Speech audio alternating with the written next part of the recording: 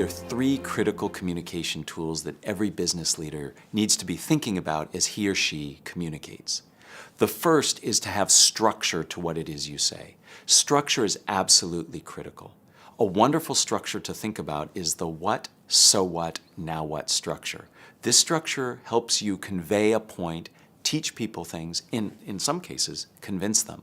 You first start with the what. That is the main point you're trying to get across. Perhaps it's a new product you're bringing to market. Perhaps it's a new process you're trying to implement. The so what explains why it's important, not to you, the communicator, but to the audience. What's the value for them? And then the now what is what you want your audience to do.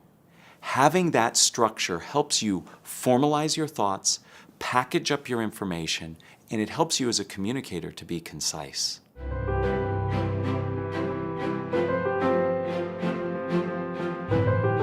The next tool you need to have is to have variety in your communication. And I mean variety in many different ways. First, you need to have variation in your voice.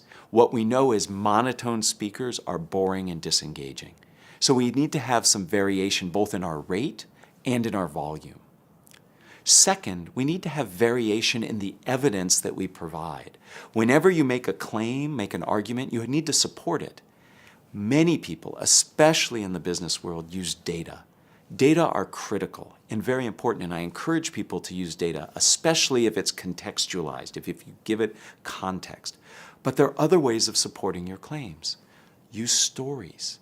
Use testimonials, that's a third-party voice. Define terms. Those are ways that you can also vary supporting your claims.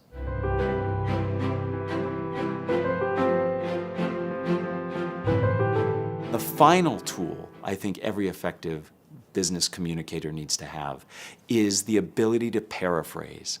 Paraphrasing is a tool that helps in so many contexts. For example, if somebody is making an argument or raising a question, yet they're very unclear and it's not for sure what it is they need, paraphrase. Say something like, "What I think you're asking is," or "The point I hear you making is this."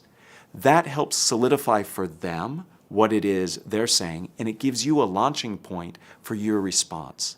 Similarly, if you're in a meeting and somebody is raising objections or behaving rudely, you can use a paraphrase to say, "I hear what you're saying, that's something you're very passionate about. What I'd like to do next is." So the paraphrase is a polite way to move from somebody else's communication to where you need the communication to go. With these three tools, being structured, having variation both in your voice and in your evidence, and using paraphrasing, you can be very effective in the many different types of situations you find yourself in.